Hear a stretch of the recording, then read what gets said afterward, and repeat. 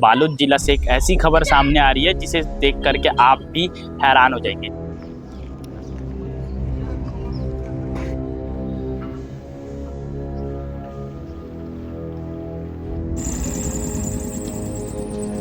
एक माँ जो है अपने ही बेटी की जो है साड़ी से गला घोट करके हत्या कर देती है और उसी साड़ी के कुछ हिस्से से अपने आप को फांसी लगा करके अपनी भी आत्महत्या कर लेती है। मानसिक जो हालत है वो थोड़ी अस्वस्थ रहती है, जिसके कारण से उसको मानसिक दौरा भी पड़ता था और उस रात को कुछ ऐसा ही हुआ। घर वालों को मालूम कब चलता है, जब पड़ोसी जो है वो पोताई करने के लिए घर में चढ़ा हुआ था और जब वो वेंटिलेटर से झाँक करके देखता है तो इस भयानक दृश्य को देख करके वो भी हैरान हो जाता है। एक महिला फांसी पर लटकी हुई थी और नीचे जमीन पर उसकी 9 वर्षीय बच्ची मृत अवस्था में पड़ी हुई थी।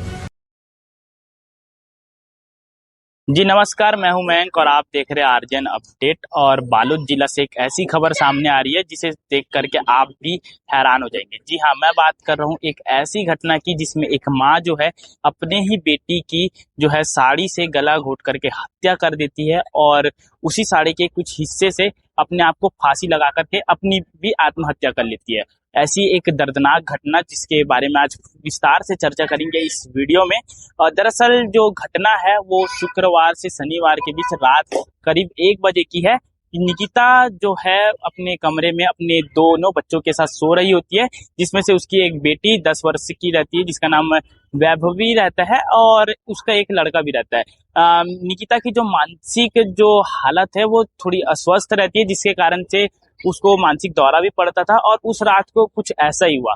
उसे एक मानसिक दौरा पड़ा और मानसिक रूप से अस्वस्थ होने के कारण पहले तो उसने अपने बेटे का जो है वो गला दबाने की कोशिश की और बेटा इस दृश्य को देख करके बहुत ही ज्यादा हैरान हो गया और डर के कारण उस कमरे से बाहर निकल करके अपनी मौसी के पास सोने के लिए चले गया। उसके बाद बची उसकी बेटी जिसका नाम था वैभवी। वैभवी भी कमरे में सो रही थी और जो निकिता है जो वैभव की माँ है उसकी जो मानसिक हालत है कुछ अस्वस्थ थी और इस कारण से वह अपनी ही 10 वर्षीय बेटी की जो है गला दबा करके साड़ी से उसकी हत्या कर देती है और साथ ही साथ इस घटना को अंजाम देने के बाद उस साड़ी से अपने आप को फांसी लगा करके अपनी आत्महत्या भी कर लेती है। घटना के बारे में घर वालों को भी मालूम नहीं चला क्योंकि जो दोनों ही बच्चे हैं वो दिवाली की तैयारी को लेकर के बहुत ही ज़्यादा उत्सुक थे और इस बीच एक बच्ची की मौत हो जाती है और घर में मालूम भी नहीं चलता। घर वालों को मालूम कब चलता है, जब पड़ोसी जो है वो पोताई करने के लिए घर में चढ़ा हुआ था और जब वो वेंटिलेटर से झाँक करके देखता है तो इस भयानक दृश्य को देख करके वो भी हैरान हो जाता है और वो जा करके घर वालों को सूचित करता है। घर वाले भी हैरान थे कि एक दिन पहले ही सभी बच्चे जो है घर के दोनों बच्चे दिवाली को लेकर के बहुत ही ज़्यादा उत्सुक थे, दीपावली त्योहार मनाने के लिए बहुत ही तैयारी कर रहे थे और तभी उस बीच उस महिला और उसकी हत्या हो जाती है। और इस जब घटना के अंजाम को जब पुलिस को जांचबीन करती है, पुलिस जब निकिता के जो है पिता से पूछताछ करती है तो उसके पिता ने बताया कि 3 वर्ष पहले उसकी शादी के निकिता के पिता ने बताया कि जब उसकी शादी हुई थी उसके आज से 3 वर्ष पहले उसके पति की जो है एक सड़क हादसे में मौत हो गई थी, जिसके बाद से उसको एक बहुत ही गहरी चोट लगी थी दिमाग पे, जिसके कारण से वो मानसिक रूप से अस्वस्थ थी और इस कारण से इस घटना को वो अंजाम दी है। हालांकि बालोद पुलिस अभी भी जांच में जुटी हुई है और क्या कुछ पुलिस का कहना है आप लोगों को आगे वीडियो और तस्वीरों में देखने को मिल जाएगा।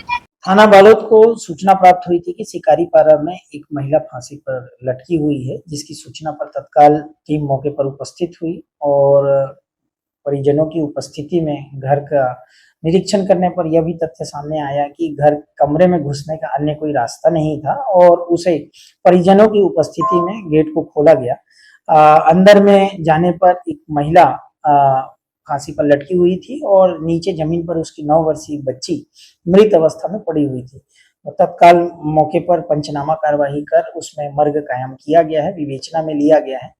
पूछताछ पर यह प्रकाश में आया है कि उसका बेटा भी रात में साथ में सोया हुआ था, जो रात में वॉशरूम जाने पर वापस आने के दौरान गेट बंद कर दिए गए थे, जिसके कारण वो ऊपर जाके सो गया था। उसके माँ के द्वारा ही अंदर में अपनी बेटी की हत्या करके फिर फांसी में झूलने की यह बात सामने आ रही है। बाकी आगे मर्ग विवेचना में जो तथ्य आएगा उसके आधार पर आगे कार्रवाई की जाएगी।